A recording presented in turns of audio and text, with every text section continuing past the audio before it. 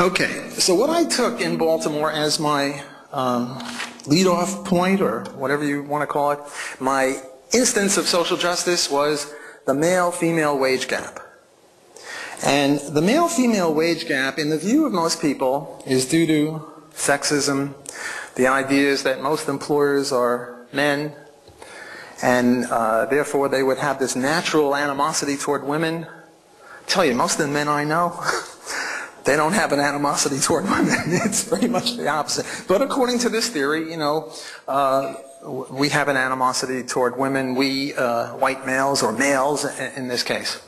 And what I want to do is show you a cartoon or two that I showed there. The first cartoon is this one.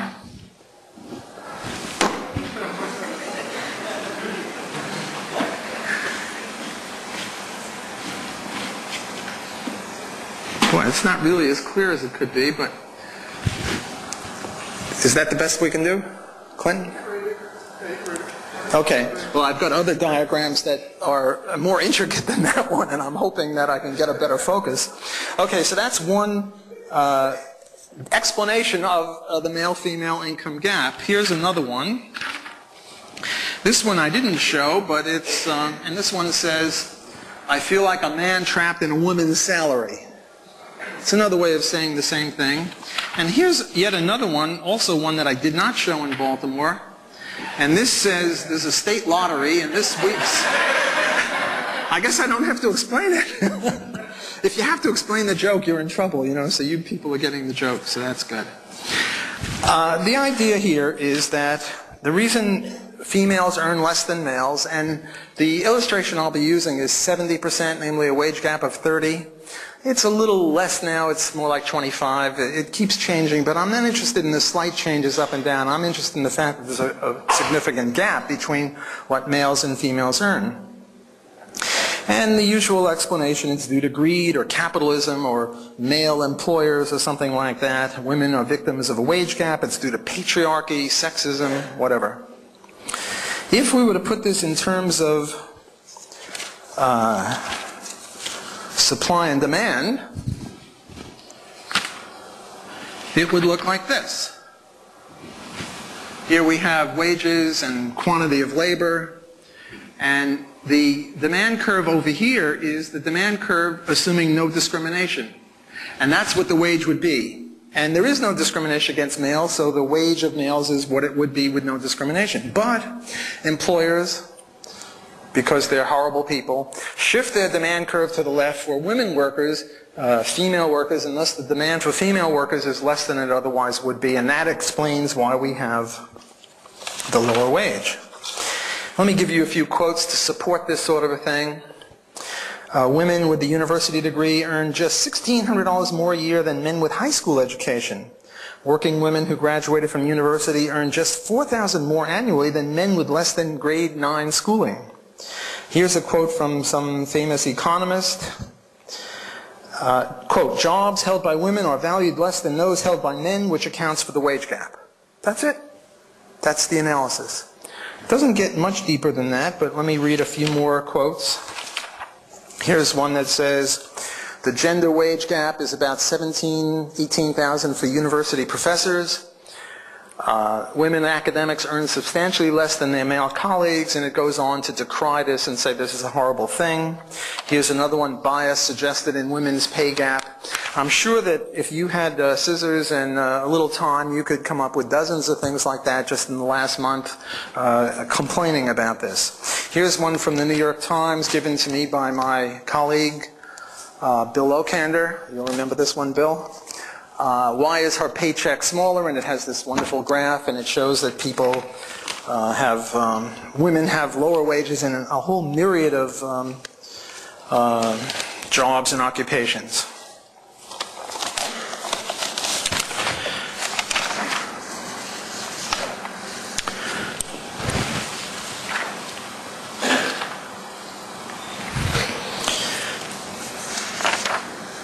Okay, according to the typical argument, continuing again, this is an inequity. It cries out to the heavens for redress. And what we've got to do is roughly what President Obama is now doing. He's got the EEOC, who is suing, I think it's Walmart, but I presume he'll be suing everybody under the sun, because women make less than men pretty much everywhere, and there'll be a lot of lawsuits. You people in law school will be doing well, and there'll be a lot of money being paid to women for past discrimination. Okay, that pretty much is one side of the case. What's the other side of the case? The other side of the case is a thing called marital asymmetry hypothesis. Namely, marriage has asymmetrical effects on male and female income. Marriage enhances male income and reduces female income, and that's the biggest cause of why men earn more than women. Namely, it's got nothing to do with capitalism, greed, male chauvinist piggery, or whatever. There is an asymmetry. Now, what I'm going to do is take a little survey, and I took this very same survey in Baltimore, so I'm going to do it again, and I'm going to give you 3 choices.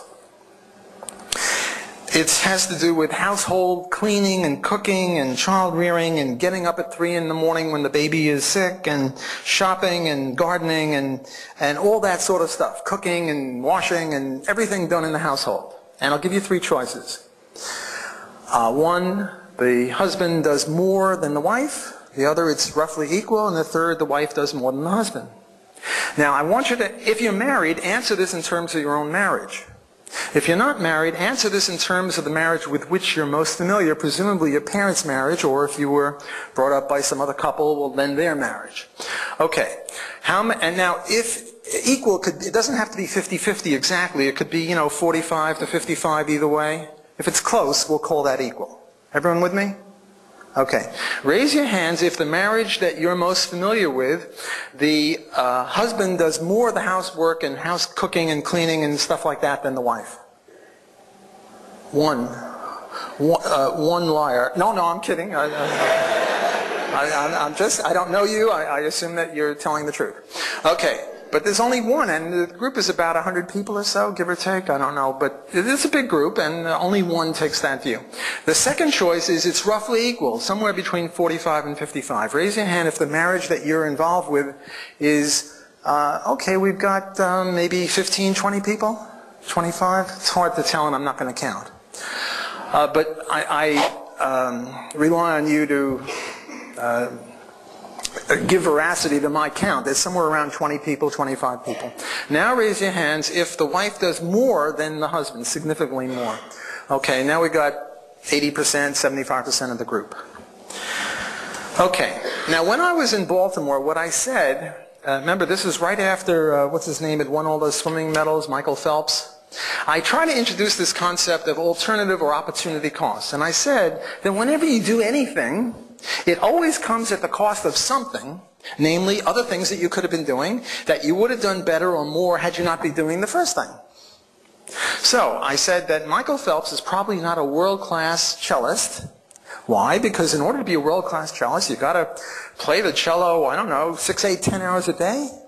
And if you're in the pool 6, 8, 10 hours a day, they don't allow cellos in the pool. It gets the rosin, it's all messed up.